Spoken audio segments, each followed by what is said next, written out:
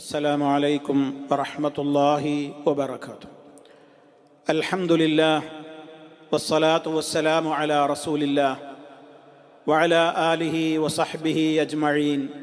أما بعد فاتقوا الله عباد الله. അല്ലാഹു സുബ്ഹാനഹു വ തആല നമുക്കെല്ലാവർക്കും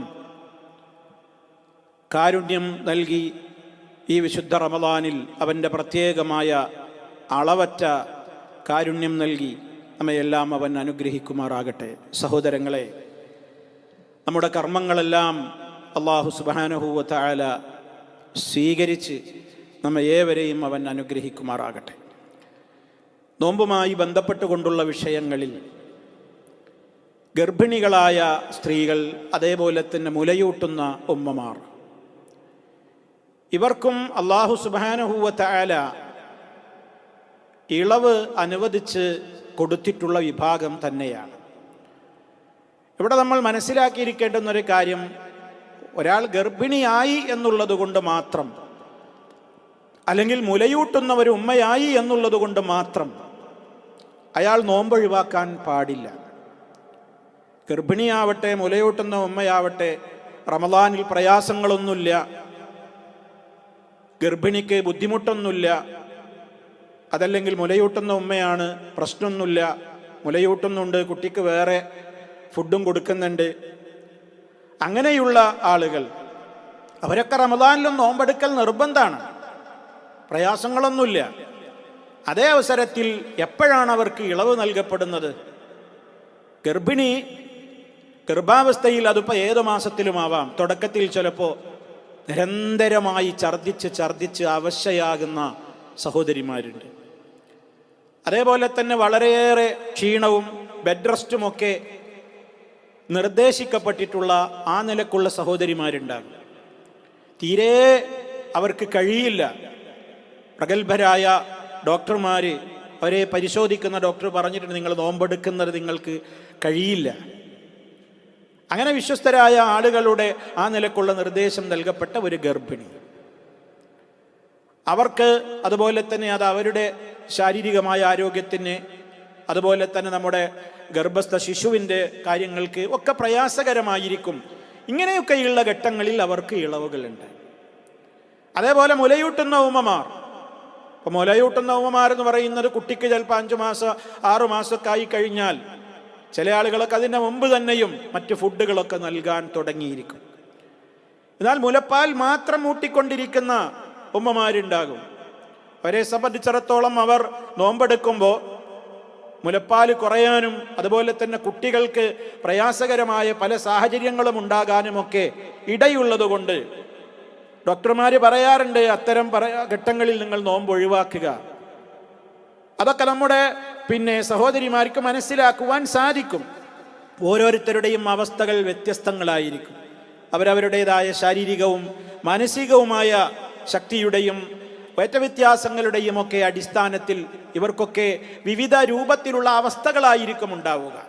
ഏതായിരുന്നാലും നമ്മളിവിടെ മനസ്സിലാക്കേണ്ടത് ഇത്ര മാത്രമേ ഉള്ളൂ. പ്രയാസമൊന്നുമില്ലെങ്കിൽ, അവർ ഗർഭിണിയായിപ്പോയി, അല്ലെങ്കിൽ അവർ മുലയൂട്ടുന്ന ഉമ്മയാണ് എന്നൊരു പേരും പറഞ്ഞുകൊണ്ട് അവർക്ക് നോമ്പ് ഒഴിവാക്കാൻ ഇളവൊന്നുമില്ല.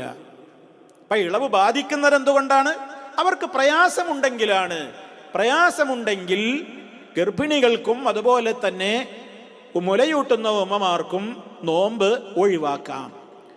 അങ്ങനെ ഒഴിവാക്കുന്ന ഘട്ടത്തിൽ അവരെ സംബന്ധിച്ചിടത്തോളം തൻ്റെ കാര്യത്തിലോ അല്ലെങ്കിൽ കുഞ്ഞിൻ്റെ കാര്യത്തിലോ ഒക്കെ അവർക്ക് ഭയം തോന്നുകയാണെങ്കിൽ അവർക്ക് നോമ്പ് ഒഴിവാക്കാം. അവർ പിന്നീട് അത് എന്ത് ചെയ്യണം? ഖളാവ് വീട്ടണം. മുലയൂട്ടുന്ന സ്ത്രീകളുടെയും കാര്യം അങ്ങനെ തന്നെയാണ്. അവർ പിന്നീട് അത് ഖളാവ് വീട്ടുക. നഷ്ടമായ നോമ്പ് അവർ നോറ്റ് വീട്ടിയാൽ മാത്രം മതി. ചില അഭിപ്രായങ്ങളിലൊക്കെ കുട്ടികൾക്ക് വേണ്ടിയാണ് അവർ നോമ്പ് ഒഴിവാക്കുന്നതെങ്കിൽ അവർ നോമ്പ് ഖളാ വീട്ടുന്നതിന് പുറമെ മുദ് നൽകണം, അഥവാ ഫിദിയ കൂടി നൽകണം, മിസ്കീനിന് ആഹാരം നൽകണം എന്നുകൂടി അഭിപ്രായപ്പെട്ടിട്ടുള്ള പണ്ഡിതന്മാരുണ്ട്. എന്നാൽ പല പണ്ഡിതന്മാരും, ഭൂരിപക്ഷം പണ്ഡിതന്മാരും ആ അഭിപ്രായം അങ്ങനെ അവർ ഭക്ഷണമൊന്നും നൽകേണ്ടതില്ല, തൻ്റെ കാര്യത്തിൽ ഭയപ്പെട്ടത് കൊണ്ടായാലും കുഞ്ഞിൻ്റെ കാര്യത്തിൽ ഭയപ്പെട്ടത് കൊണ്ടാണെങ്കിലുമൊക്കെ അവർ റമദാനിൽ നോമ്പെടുക്കാൻ അവർക്ക് സാധ്യമാകാതെ വന്നാൽ മറ്റു ദിവസങ്ങളിൽ അവർ ആ നോമ്പ് ഖളാ വീട്ടിയാൽ മതി.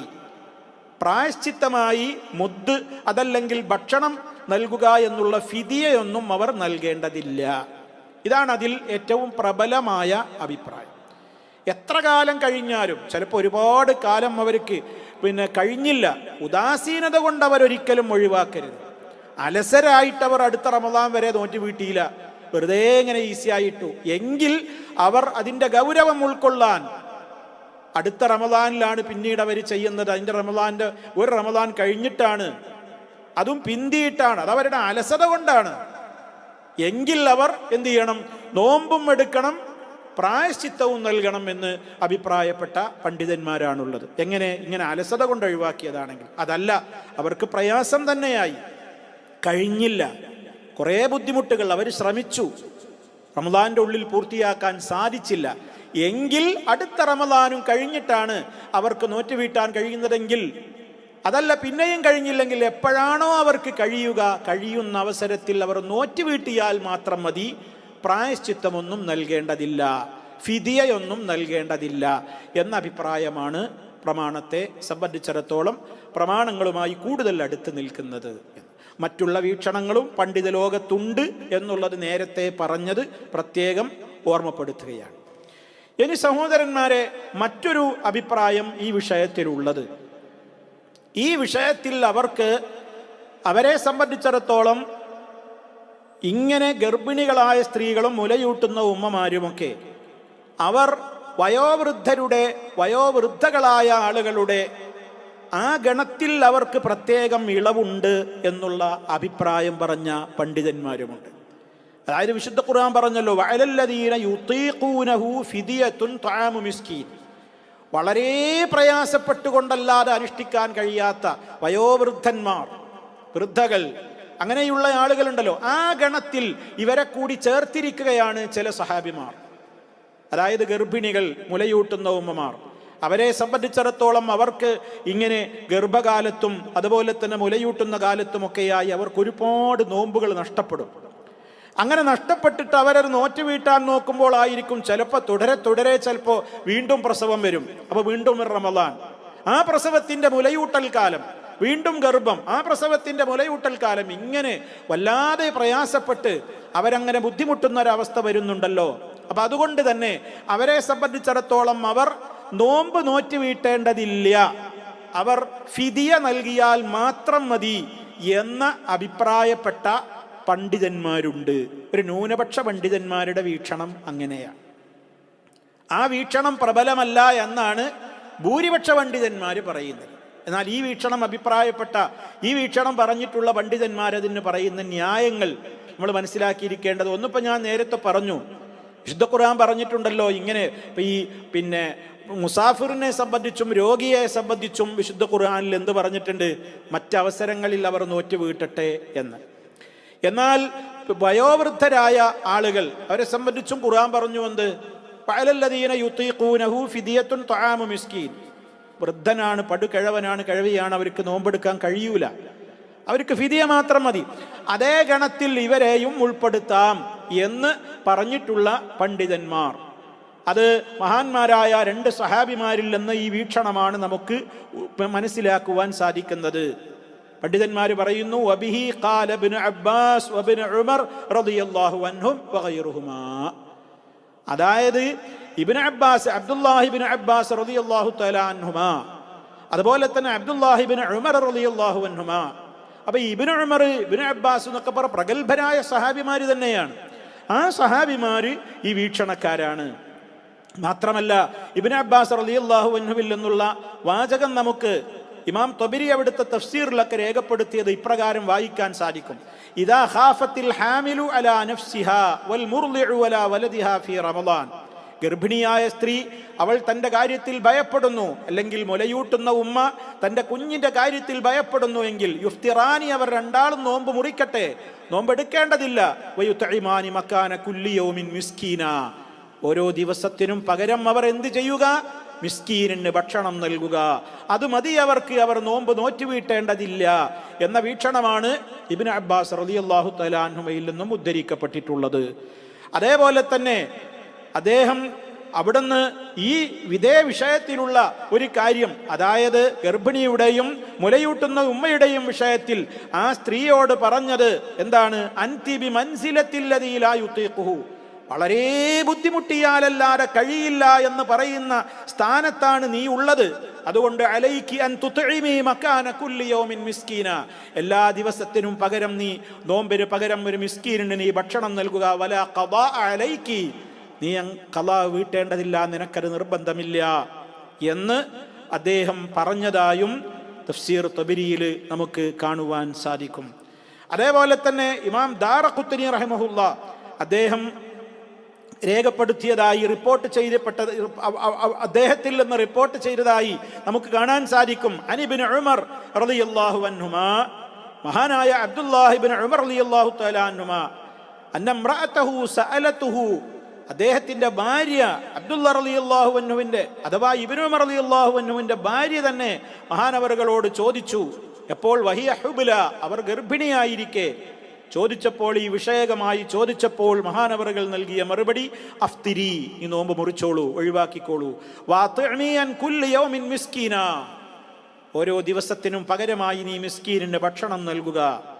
വലാ തഖ്ലി, നീ അല്ലാഹു വീട്ടൽ നിനക്ക് നിർബന്ധമില്ല, അതാവശ്യമില്ല എന്നാണ് ഇബ്നു ഉമർ റളിയല്ലാഹു തആല അൻഹു ഭാര്യയ്ക്ക് നൽകിയ മറുപടി എന്നുകൂടി ഇമാം ദാറഖുത്നി അദ്ദേഹം റിപ്പോർട്ട് ചെയ്തതായി കാണുവാൻ നമുക്ക് സാധിക്കും. അപ്പൊ സഹോദരങ്ങളെ, മാത്രമല്ല ഈ ന്യായം പറയുന്ന പണ്ഡിതന്മാർ, ഇപ്പൊ ജീവിച്ചിരിക്കുന്ന പണ്ഡിതന്മാരിലും മരണപ്പെട്ടു പോയ പണ്ഡിതന്മാരിലും പൂർവീകരിലും ഒക്കെ ഈ വീക്ഷണമുള്ള ആളുകളുണ്ട്. ഒരു ന്യൂനപക്ഷ അഭിപ്രായമാണ്. എന്നാൽ ഭൂരിപക്ഷം പണ്ഡിതന്മാരും പറയുന്നത് എന്താണ്? ആ അഭിപ്രായം അത്ര പ്രബലമല്ല, അതൊരു ദുർബലമായ അഭിപ്രായമാണ്, ഒരു പ്രബലമായ അഭിപ്രായമല്ല എന്നാണ് ഭൂരിപക്ഷം പണ്ഡിതന്മാർ ഈ അഭിപ്രായത്തെക്കുറിച്ച് പറയുന്നത്.